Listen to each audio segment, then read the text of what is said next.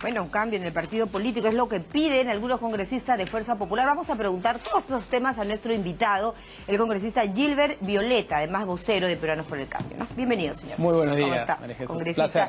Violeta, además señalado como el gran mediador, ¿no es cierto?, de las reuniones de la gobernabilidad. Pero quiero empezar esta mañana con lo que acabamos de escuchar y ver. Sí. La contratación del señor Gibaja, ¿qué opinión le merece al interior de Defensa? La lamentable contratación del señor Gibaja, porque yo creo que el señor Gibaja puede ser una persona que conozca seguro los temas de seguridad y defensa, pero no creo que sea el único experto como para que se convierta en una persona imprescindible para Fuerza Popular. Este señor Gibaja fue acusado de hacer reglaje a parlamentarios, de poner twitters contra el presidente de la República y contra diversos parlamentarios también en el Congreso. Yo creo que es una persona que no le hace bien a Fuerza Popular tenerlo en el Congreso. Bueno, pero se han venido, se anuncian, pareciera como gritos de pedir cambiar las cosas al interior de Fuerza Popular. Pero es un contramensaje, o sea, por un lado un grupo de parlamentarios y hasta la propia vocera y la jefa de Fuerza Popular dicen que quieren tener un tiempo más amigable en la política peruana, que quieren promover el diálogo, y por otro lado tienen acciones como la del nombramiento del señor Gibaja. Creo que es un contramensaje para Fuerza Popular y creo que es un error político tomar una decisión de este tipo. Bueno, ustedes desde Peruanos por el Cambio, ¿no es cierto?, están tratando, según las reuniones que han sostenido, usted ha sido el mediador o en todo caso el que ha coordinado estas reuniones entre congresistas de Fuerza Popular y el presidente Vizcarra. ¿Cuál ha sido el mensaje que han llevado estos 5 parlamentarios? Bueno, yo no estuve en la reunión, ¿no? A mí lo que me tocó como vocero fue hacer el puente entre quienes querían la reunión con el presidente, lo cual es muy usual, porque los parlamentarios normalmente quieren reunirse con ministros o con autoridades, y es usual que quienes hacemos de voceros facilitemos estas reuniones, pero no estamos en todas las reuniones. Ellos se han reunido, pero entiendo que el mensaje fue precisamente: señor presidente, lo que nosotros creemos es que el Parlamento tiene que cambiar de actitud, tenemos que comenzar a promover un diálogo más amigable entre el Congreso y el Ejecutivo, y que este clima de confrontación tiene que cesar. Pero ese mensaje yo creo que hay que materializarlo con acciones concretas. Ya, ¿no opina lo mismo? Parece que hay suspicacia para la interpretación de Jorge del Castillo en esa reunión, ¿no? Bueno, a mí me sorprende que una persona con tanta experiencia política como Jorge del Castillo critique el diálogo, porque la política es el ejercicio del diálogo permanente y uno tiene que conversar hasta con sus opositores más feroces. O sea, si es que nos vamos a negar al diálogo, entonces, ¿qué democracia vamos a construir? ¿Cuál es el mensaje aquí del Ejecutivo hacia otras fuerzas políticas? Yo creo que el primer mensaje tiene que ser: todos tenemos que apostar por la gobernabilidad. Y la gobernabilidad supone, en algunos casos, dejar algunas posiciones radicales y asumir posiciones sobre las cuales se puedan construir consensos, que no será del agrado de todo el mundo, pero que son posiciones que permitan que al final el país pueda avanzar. Y hay una serie de temas sobre los cuales se pueden construir consensos y que el país está esperando, pero que lamentablemente por este exagerado clima de confrontación y de politización y de crispación política no estamos avanzando. Conversábamos hace unos minutos, hay toda una agenda en diversos sectores, en materia laboral, en materia de energía, por ejemplo, había una ley importante. O destrabar proyectos. Hay una ley importante, por ejemplo, la de la ley orgánica de hidrocarburos, que permitiría motivar nuevamente las inversiones en el sector, que está paralizada porque sencillamente no se ha podido poner en agenda. Claro, por ese tema de la crispación política. Y ahora la siguiente semana tendremos 2 días, uno para dedicarnos específicamente al caso Madre Mía, una comisión investigadora que se formó hace más de un año, y luego para ver las conclusiones de la comisión Lavallato. O sea, seguimos en una agenda política que es necesaria, pero que tampoco puede ser, que nos puede ocupar pues al 100%. Pero una cosa es el legislativo y otro tema es el ejecutivo, ¿no es cierto? Bueno, el ejecutivo está haciendo su trabajo. Ahí de repente un poco lo que ayuda es que los ministros, en la medida que el Parlamento está más abocado a la agenda política, los ministros están haciendo más la agenda de su sector, lo cual es positivo. Pero hay que comenzar a ver resultados con indicadores concretos también. Resultados ya. Congresista, usted señalaba que es muy saludable y que es normal que el ejecutivo, que el presidente, incluso creo que los ministros, el día de hoy se reúnen más con parlamentarios de distintas tiendas políticas. Es necesario. Yo diría que debería ser obligatorio. O sea, los líderes políticos en un país deberían estar obligados a conversar. Por eso cuando traigo a colación, como al recuerdo, cuando la señora Fujimori al inicio del 2016 se negaba a conversar con el presidente Kuczynski, a mí me parecía que era una cosa de locos. O sea, ¿cómo es posible que 2 líderes políticos importantes en su momento se hayan negado a dialogar permanentemente? Ya. Vamos ahora, es otro el escenario, ¿no es cierto?, con el presidente Martín Vizcarra. Sin embargo, al interior de la bancada más numerosa en el Congreso de la República, y es importante mencionar ese tema porque estamos hablando de política, y sobre todo de la correlación de fuerzas en el Parlamento Nacional. ¿Qué mensaje le da usted de alejarse, en el caso del propio presidente del Congreso, pide una licencia mientras es presidente del Legislativo?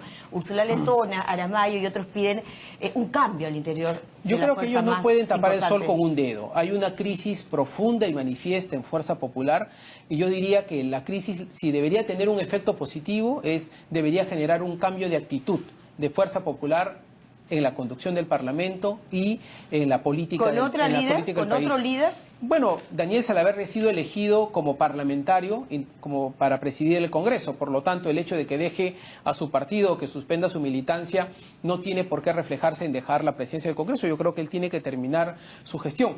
Creo que no hay elementos para, o más bien deberíamos hacer todos un esfuerzo para no crear más inestabilidad, ni en el Parlamento ni en el país en general. Ya, pero a mí me ha parecido, y es una modesta opinión, yo quiero la suya, lo que ha señalado Úrsula Letona, ¿no? En el sentido de decir, en estos días que hemos estado sin Keiko, porque la lideresa estaba en estos días de prisión, hemos sentido que íbamos a la deriva sin ella. Necesitamos quizá nuevos rostros. ¿Qué necesitarían? ¿Qué están pidiendo? Por eso le preguntaba antes el mensaje de estos 5 congresistas de Fuerza Popular que se reunió con el presidente. ¿Cuál es su análisis de lo que pasa al interior? Con este chat de la botica, por ejemplo, ha quedado al descubierto el trabajo de algunos congresistas de Fuerza Popular en el caso del fiscal. ¿Qué está pasando? Bueno, yo creo que ellos han demostrado durante mucho tiempo mucha intolerancia y muy encerrados en su propio mensaje político. Yo espero que toda esta crisis, si algo positivo les tiene que generar es cambiar de actitud, tener una nueva vocación en la participación política en el Parlamento y su relación con el Ejecutivo, y tienen que pensar que al final lo que el país está esperando es gobernabilidad. Miren ustedes, ahora vemos casos donde la propia ciudadanía a veces le falta el respeto a los congresistas, y eso tampoco se debería dar. Es como el faltarle el respeto a la Policía Nacional. A cualquiera, ya hemos naturalizado a cualquier otra persona, tema, y eso ¿no? tampoco debería ocurrir, y eso está ocurriendo porque hay un hartazgo generalizado de la ciudadanía hacia la política y hacia los congresistas. ¿Cree usted, congresista Violeta, que el testigo protegido es un congresista incluso del chat de Telegram, la botica? Bueno, aparentemente son 3 testigos protegidos o aspirantes a colaboradores eficaces. Al parecer hay por lo menos uno que es congresista y otros 2 que serían asesores. ¿Se anima a decirnos el nombre? No, yo Todavía no. Creo que todos especulamos sobre el nombre, pero en la medida que no tenemos pruebas no sería responsable. Claro, evidentemente uno muchas veces pregunta sobre la base de los trascendidos, ¿no? Y trasciende precisamente que sería el congresista Rolando Reátegui el testigo protegido. Sin embargo, hay que esperar también que las investigaciones vayan hacia adelante. Recordemos que su esposa está comprendida en la investigación, la señora Vallés, quien además entiendo que se ha puesto a derecho y que comprende esta lista de más de 24 personas vinculadas al presunto delito de lavado de activos. Sí, ¿no? bueno, eso es todo un tema que tiene que terminarse. Hay otra pregunta que le quiero tiene que terminar de investigar, congresista, ¿no? Sí. Y es que alguien ha empezado a señalar que si una agrupación política tendría algunos indicios de investigación por crimen organizado, no amerita o queda, digamos, poco facultada para hacer una bancada en el Congreso. Mire, primero, me permite además aclarar una cosa. Yo creo que es un error de parte del Ministerio Público calificar a un partido político como organización criminal. Y ha ocurrido con 2 partidos políticos, creo que con 3, ¿no? Primero ocurrió con el Partido Nacionalista, a quienes le dijeron en su oportunidad que eran organización criminal, con el Partido Aprista y con Fuerza Popular. Yo podría utilizar esto para decir, sí, efectivamente, mándenlos a los calabozos, ¿no es cierto?, y que se pudran en el infierno, pero creo que no sería correcto ni democrático. O sea, falló aquí el Ministerio Yo creo Público. que un partido político no se funda en ningún escenario para ser una organización criminal, y que algunos de sus integrantes que puedan haber delinquido no hace que la organización sea una organización delictiva. Esto es como suponer, y voy a poner 2 ejemplos, como cuando en la Iglesia Católica se demuestran que hay algunos curas que son pedófilos, asumir que toda la Iglesia Católica es una organización criminal y que el Papa es el líder de una organización criminal, o cuando en una cooperativa ocurren, o en un APAFA ocurren actos delictivos. Entonces lo que nos está diciendo usted es que en ese punto yo tengo una discrepancia del Ministerio Público. Yo creo que es un error de calificación jurídica y creo que hay que respetar la institucionalidad democrática, porque los partidos políticos son un elemento fundamental para que el sistema funcione.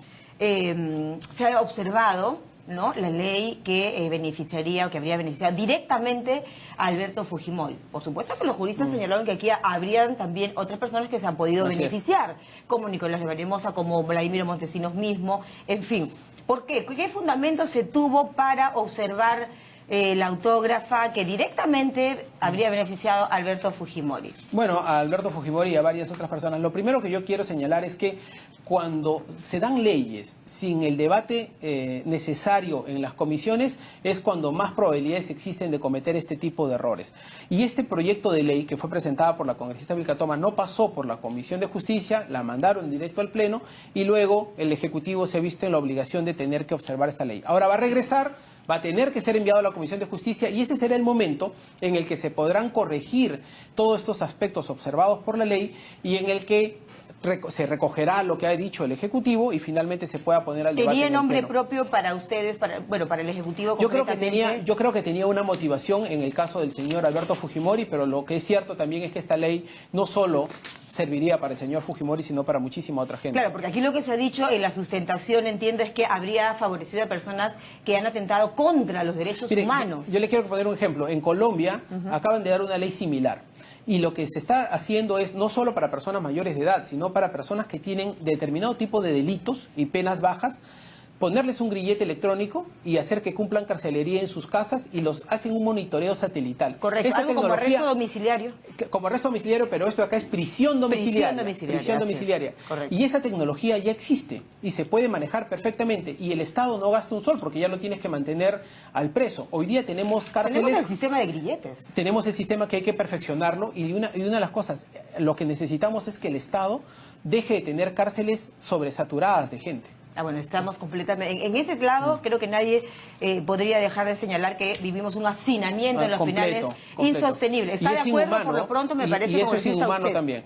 Yo creo que sí, pero hay que corregir la ley. Así como la dieron mal. ¿Conforma usted la comisión ahora de la Comisión de Justicia? Así es que ahora revisaremos en la Comisión de Justicia, corregiremos ese texto y lo pondremos al debate del Pleno. Al debate. Y nuevamente el tema vuelve a ser debatido y a esperar la sesión plenaria. Pero hay que hacerlo bien, ¿no? Hay que debatir bien. ¿Qué candaditos le pondría a usted? Bueno, yo creo que hay que recoger varias cosas sobre materia penitenciaria y de derechos humanos, porque, por ejemplo, ¿no?